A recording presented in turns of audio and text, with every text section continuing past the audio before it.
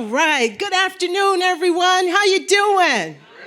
All right. I am super excited to be here. I am Cathy Mott. I am an executive coach, a master coach, life and leadership coach with a specialty in emotional intelligence. And I'm here to teach you or talk to you about how to master your personal power that leads to your definition of success. So I want you guys to think about how often do you harness your personal power? How many of you even know how to harness your personal power? Most often we give it away. Some of you might be saying, I don't have any personal power. But I challenge you. Let me talk to the mothers in the room. The school calls and somebody's messing with your baby. Where do you go? You get that personal power, you drive up to the school, right? Let me talk to the fathers in the room. Somebody's messing with your daughter or your elderly mother. What do? You got some personal power, right? But that personal power is driven by fear and anger. I want to talk to you about how to harness your personal power on a daily basis so that you can move past any of the fears that you might have about starting a business, running a business, doing something to break free and live your purpose and passion. I like to share my story of harnessing my personal power one of the times. About 8 years ago, I was on a business trip. I was going to facilitate a training for 12 plant managers across the globe. I was in Tennessee. It is my practice that every time I land in a city, I take myself out to a nice meal. My restaurant of choice this night was Carrabba's. I always get a booth because I sit on one side, I put my feet up on the other side, and I order my favorite drink.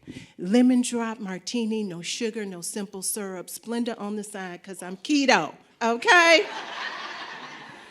The music is going, I got my drink, and everything is just right.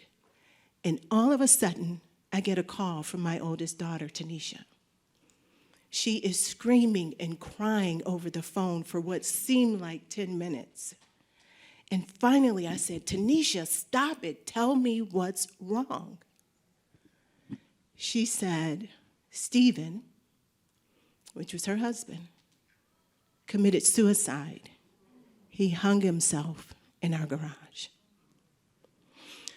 I jump up, I run out of the restaurant, and make it back to my hotel. My goal is to get back to Michigan to comfort my baby. I tried to find a flight back, couldn't find a flight back. The only flight I could find back was a half an hour before my original flight the next day. Talking to my husband, I say, okay, I'm going to drive back, because mama's got to get to their babies, right? He says, no, you're not with this hanging over your head. So what would I do? Much prayer, Bible reading that night. I went to sleep, finally in the wee hours of the morning, and I woke up with a decision to make. Would I continue to teach this class? Well, I woke up that morning, I did what I do, my regular self-care morning routine that I've had for 25 years. Prayer, Bible reading, journaling, meditation, checking in with myself. And I made a decision to go ahead and teach this class. During my meditation, I was able to access emotions such as courage, bravery, confidence, humility, to call on my Heavenly Father to ask for help.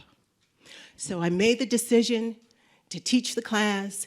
At the end of the training, there's an activity where the 12 men have to sit in the room together in a circle, and they have to answer 2 questions. Where did you grow up, and what was your greatest childhood challenge? Now, these men begin to share stories of how they grew up starving. 2 men from Asian countries grew up starving. And so now they eat every 2 hours because they don't want to feel the fear of that starvation again. One gentleman grew up with audible hearing, but no ear structure on the outside, so it was smooth here. He was bullied through school. Another gentleman was abandoned by his biological parents and kicked out by his foster parents. He grew up behind a Coney Island, living in an alley for 3 years. He ate hot dogs out of the trash every day. I helped those men be able to name the emotions that they were feeling. Do you know there's over 34,000 emotions that a human can experience in a lifetime? And most individuals can name only 4 to 6 emotions. My goal and my passion is to help individuals expand their emotional vocabulary so that they can decide in the moment what they would like to do with their emotions. So I take you back to these 12 men after they shared their stories. They were hugging and crying and comforting one another. Now keep in mind the Asian culture, they don't even show emotions. But these men were comforting others, they became friends. I never shared what was going on, but when I looked at those men and heard their stories, I knew that my 3 grandsons, who were 5, 9, and 11 at the time when their father committed suicide, I knew they would be okay. And I'm happy to say they are doing much better than okay. So I finish up that day. I get to the airport. I make it through security. I'm getting ready to get on the plane. I discovered I lost my driver's license and my credit card.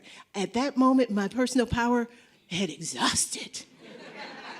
It did. I felt it.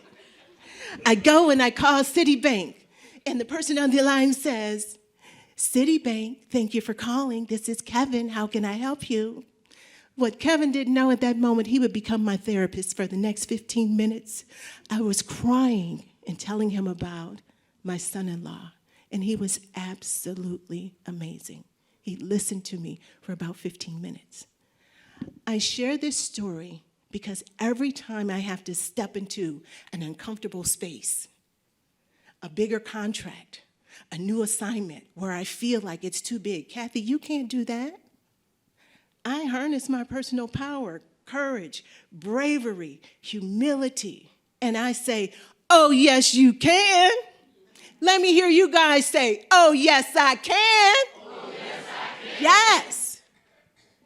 Be in that space every time you're moving out of your comfort zone and recognizing that you're tapping into your personal power. Notice the emotions you're feeling. Name them. Decide what you want to do with them. Do I want to store them for the next time I need personal power?